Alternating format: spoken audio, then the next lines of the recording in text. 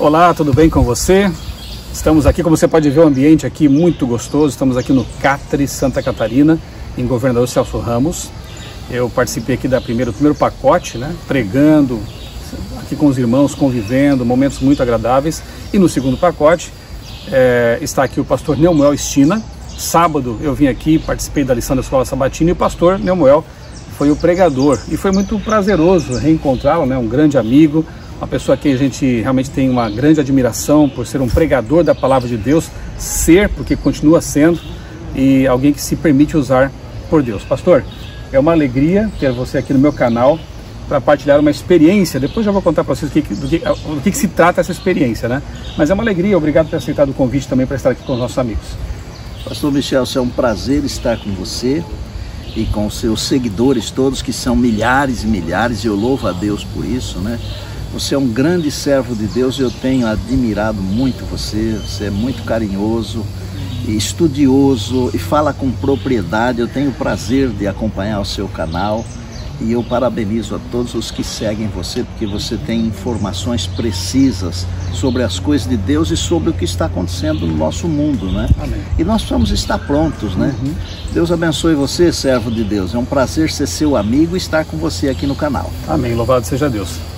Pastor, antes de mais nada, falar uns breves traços biográficos, né? Sempre é bom, né? Bom, o que me marcou foi o pastor Neumoel como orador da Voz da Profecia, né?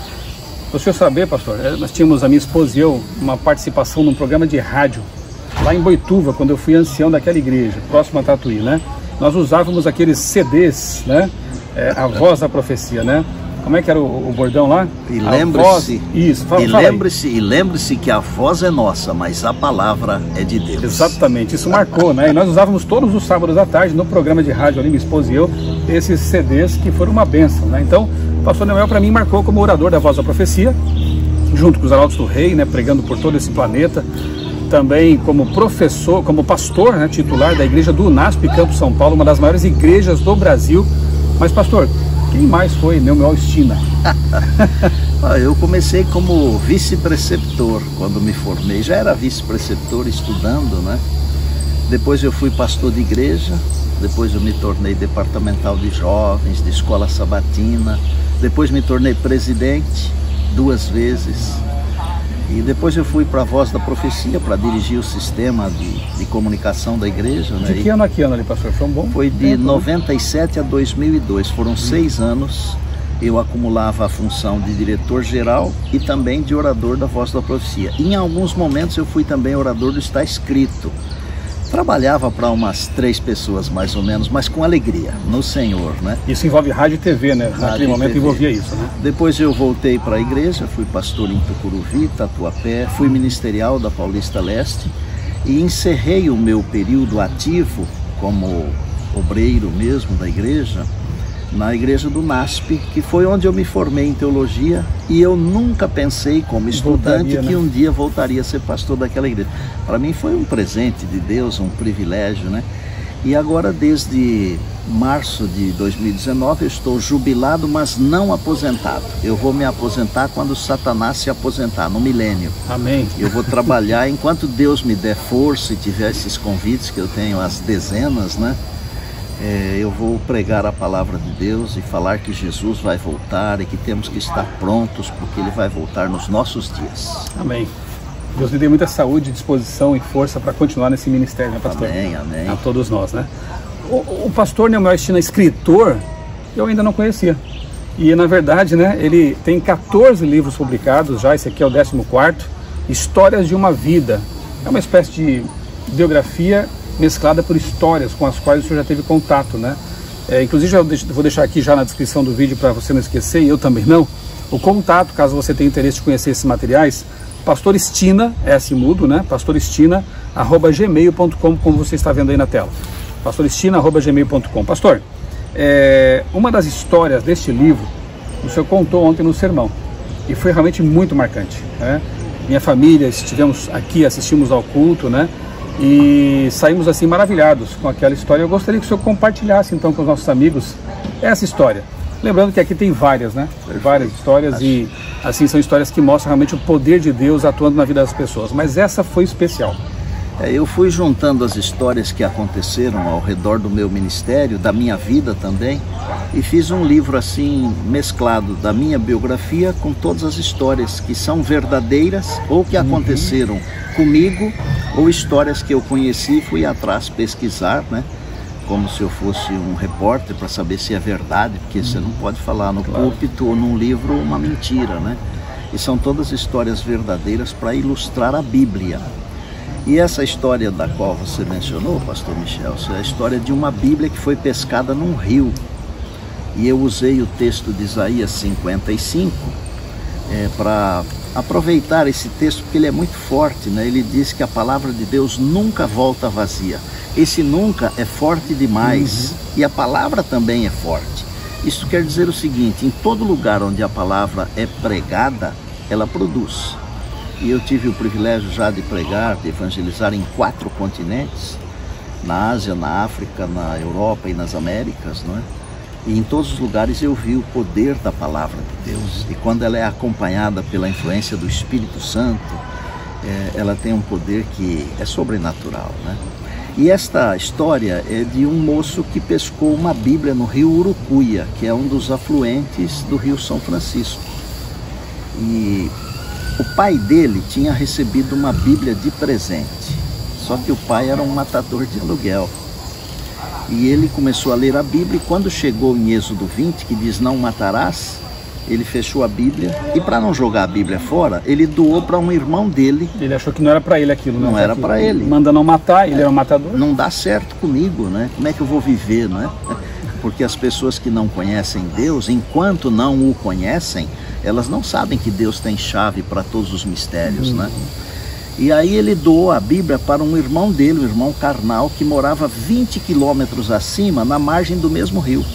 Só que o irmão também era matador de aluguel.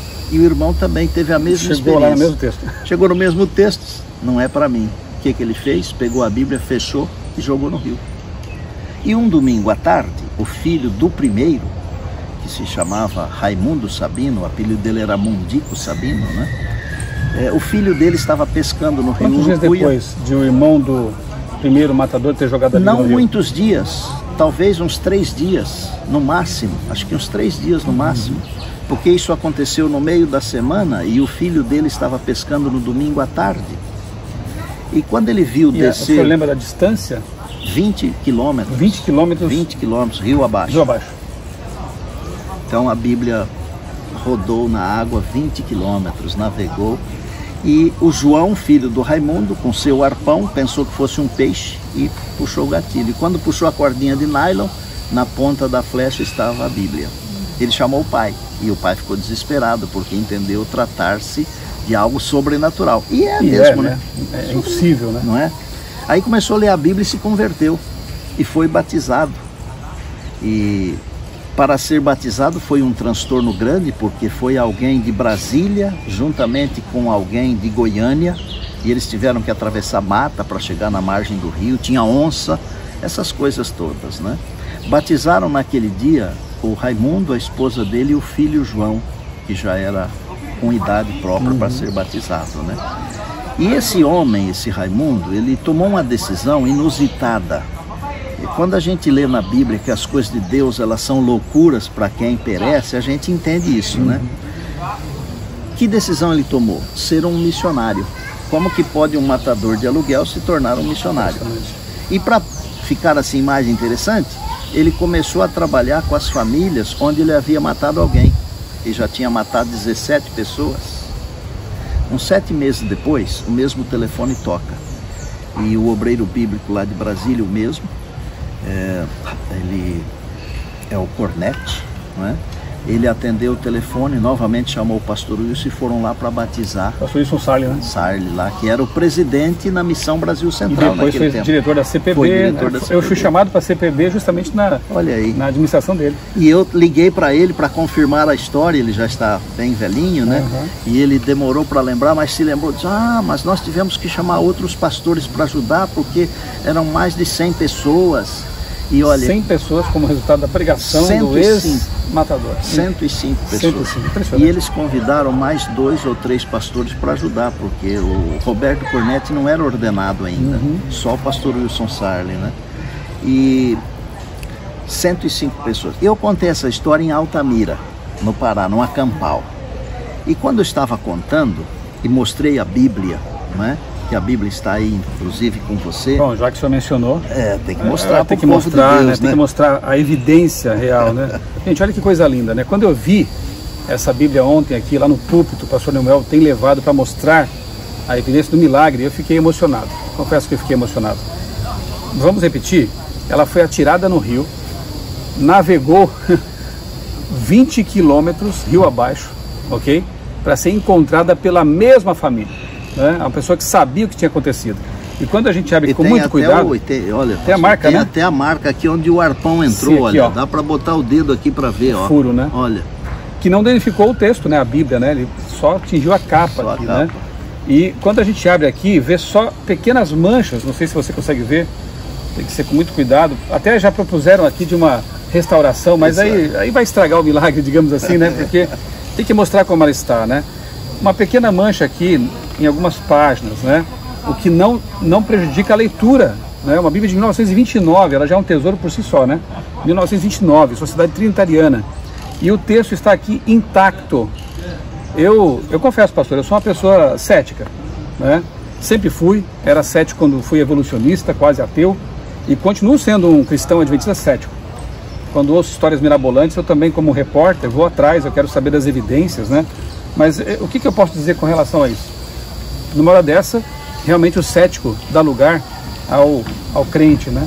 Porque é um milagre que não pode ser contrariado, né? Uma Bíblia de papel, obviamente, ter navegado 20 quilômetros no rio e continuar intacta e transformar 105 pessoas inicialmente, a começar pelos matadores ali, né? Tornar um matador de aluguel, um pregador do evangelho, um missionário. Eu não consigo ver outra coisa, pastor, senão o poder de Deus. O poder de Deus. E mesmo a Bíblia diz que o Senhor vela por sua palavra, né?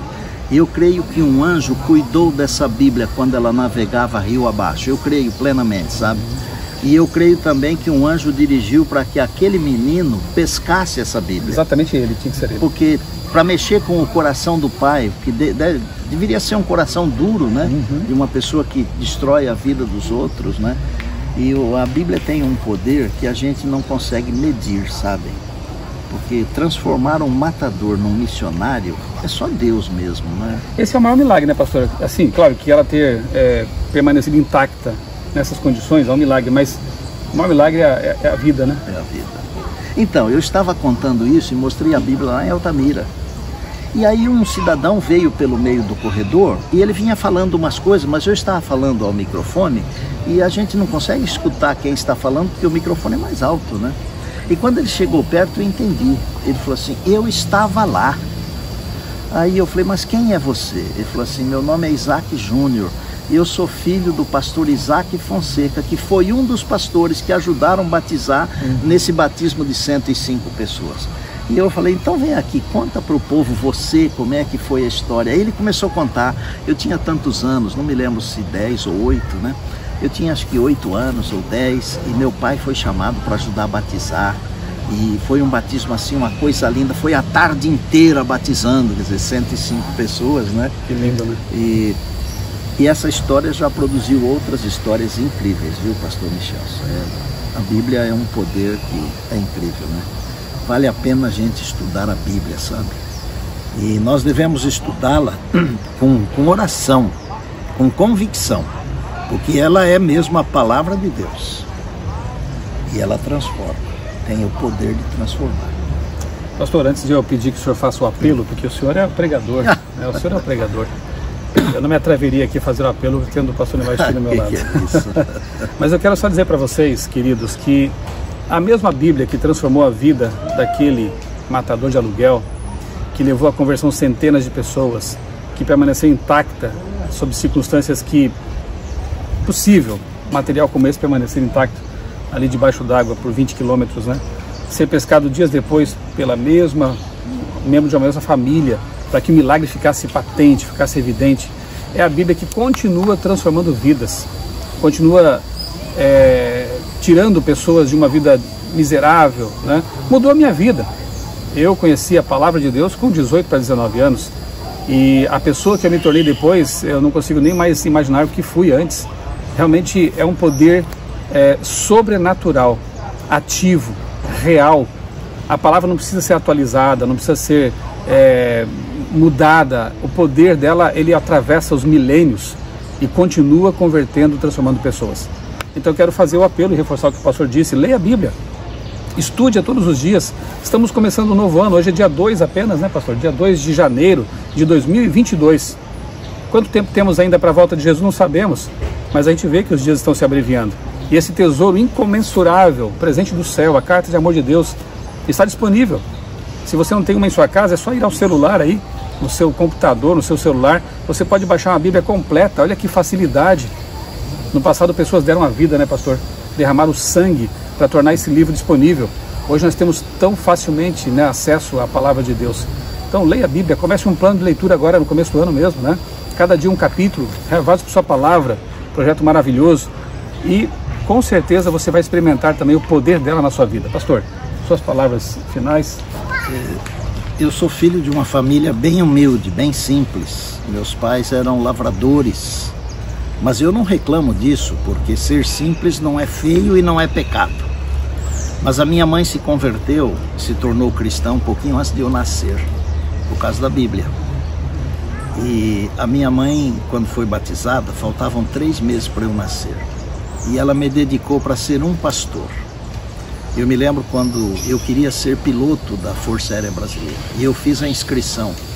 E quando cheguei em casa, minha mãe só falou o seguinte: filho, não seria bom para você ser um piloto da Força Aérea, porque se um dia você for para a guerra, você vai matar pessoas. Eu mal sabia que no coração dela, ela havia me dedicado para ser um pastor, mas ela não me falou.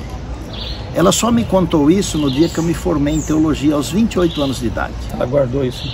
Ela falou: filho, hoje você está realizando um sonho meu. Eu disse: que sonho, mãe? Ela falou: quando eu fui batizada junto com o seu pai, faltavam 3 meses para você nascer, e eu dediquei você para ser um pastor. Se fosse menino, seria um pastor, porque naquele tempo não tinha ultrassom, né? Bom, durante 28 anos essa mulher orou para eu ser um pastor. Ela nunca falou, porque ela não queria que eu fosse influenciado pela sua palavra. Ela queria que Deus me influenciasse. Veja, uma mulher simples, mas ela acreditava que Deus pode influenciar as pessoas. E Deus me influenciou e eu me tornei um pastor. Meus outros irmãos que vieram depois de mim também se tornaram pastores. E eu tenho viajado e tenho pregado pelos continentes, já estive em mais de 50 países pregando. Um menino lá que nasceu na roça. É a palavra de Deus. Porque a palavra de Deus também nos torna importantes, sabia? Nos torna filhos e filhas do reino de Deus. Eu mesmo agora jubilado, eu faço um programa para Novo Tempo, que é o Lições da Bíblia, para toda a rede de rádio Novo Tempo. Eu faço isso gratuitamente, eu não ganho 1 centavo. Mas eu não estou reclamando, eu estou agradecendo a Deus, porque o meu propósito é continuar pregando até Jesus voltar. Amém. E eu queria terminar dizendo a você o seguinte: eu amo a Bíblia. Eu já li centenas, eu diria milhares de livros, mas só tem um livro que de vez em quando dorme na cama comigo. É a Bíblia. Eu a li já um pouquinho mais do que 60 vezes. E dá a impressão que cada vez que eu leio, eu descubro coisa nova. Sabe por quê? Porque a Bíblia é a mente de Deus, traduzida em linguagem humana, para que você e eu possamos entender o mínimo necessário do plano da redenção, aceitarmos Jesus e termos a vida eterna. Use a Bíblia, estude-a todos os dias. Ela vai transformar você, ela vai lavar você, ela vai preparar você e sua família para a eternidade. Pastor Michelson, que Deus te abençoe, que Deus abençoe todos os seus seguidores, que Deus abençoe também sua família. E vamos juntos, porque muito em breve nós estaremos no lar, porque Jesus está voltando. Amém. Louvado seja Deus. Um grande abraço para você. Deus abençoe grandemente a sua vida e também a sua família.